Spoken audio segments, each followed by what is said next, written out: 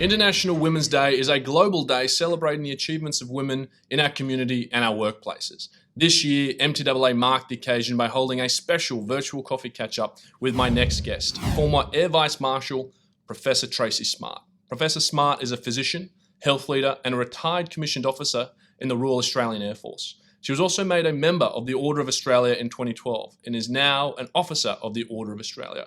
Professor Smart, thanks for joining me, and I want to particularly thank you for your service to Australia. Thank you. It's a pleasure to be here. This year's International Women's Day theme is Choose to Challenge. As someone who served in the Air Force in some challenging environments, why do you think this is an important theme for this year's International Women's Day? Well, that's a very good question. I think, challenging and challenging the norms, challenging the stereotypes is really fundamental for everybody, but especially for women.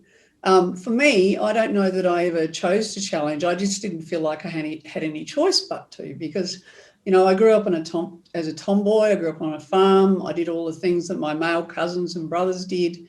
And, I knew I was a girl, but I didn't really realise that girls and boys were different, and there were different expectations on them from the world. Or if I realised that, I chose to ignore it, perhaps.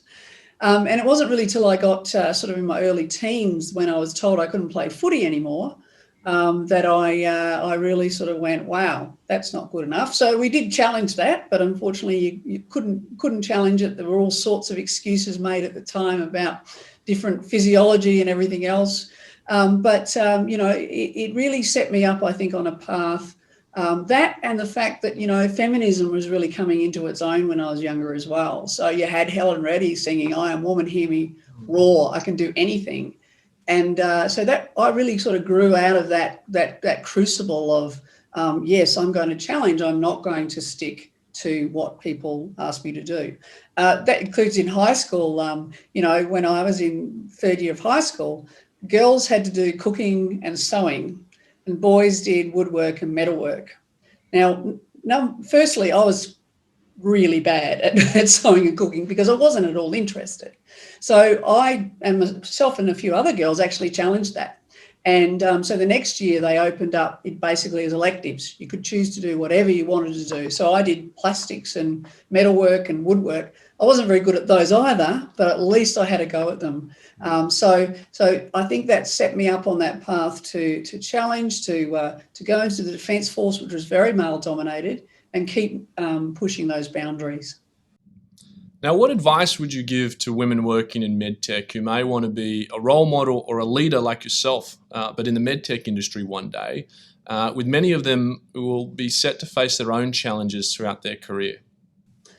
Yeah, I think it is very hard for women in a male-dominated profession, as I have been, as I'm sure women in the MedTech industry are. It is, you do stand out. You don't fit the mould or look like what people imagine, for instance, an Air Force officer in my case used to be. And I think the thing is really, though, is to be yourself first and foremost. You shouldn't try and behave like you think people want you to behave, because number one, that takes up too much energy. And number two, it means that, you're not authentic, and people can actually sense that you're not yourself. So I think that it's really important that people, first of all, learn a bit about themselves and then stay true to themselves moving through. It's also important because, if a woman tries to behave like a man, they're not necessarily bringing the strengths to the table that they have as women. We all have, we're not the same, men and women. There is obviously a spectrum of gender, but there are certain strengths that you might bring as an individual or as a woman that I think are really important, and you don't want to downplay those. To give an example, I was being really blown away by the performance of women leaders during the pandemic. Only about 7 or 8% of women or leaders worldwide are women. But if you look at the top 10 of countries that have performed the best in the pandemic, 4 out of that top 10, so 40%, are run by women. And that's got a lot to do with, I think, the strengths that women bring in areas like, being authentic, showing compassion, thinking not only of the political side of the house, but also what's best for the people and how best to keep the community safe. And people like Jacinta Ardern are a great example of that, who are able to lead that country in one of the most successful responses to the pandemic, because she was able to let her own assets, her own trays, made them visible to everybody, and so was able to lead in a really compassionate way. And finally, the motto of the Royal Australian Air Force is per ardua ad astra, through adversity to the stars. You rose to one of the most senior ranks in the Air Force in what was once a fairly male-dominated working environment. How important do you think it is for women who are pushing through their own challenges and adversity is to set an example for future generations? Yeah, I think it's obviously very important. I think, though, that, I actually like the Air Force motto because it basically says things won't always come easily. And I think that's life. It's a good life lesson.